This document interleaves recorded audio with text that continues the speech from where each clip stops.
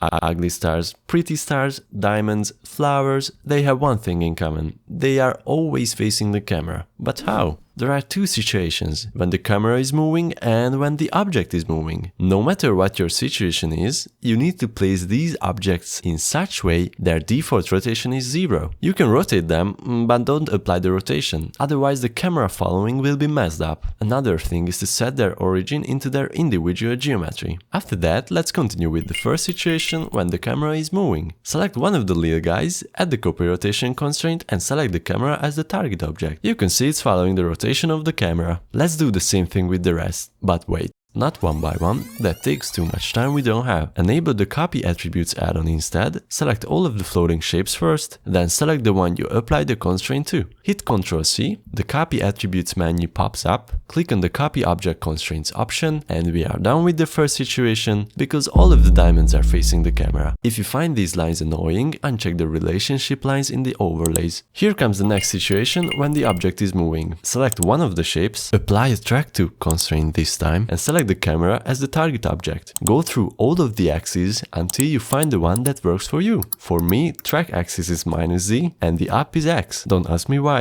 I don't know either. And the same thing, apply the constraint to all of them with Ctrl C. And it's working, hopefully.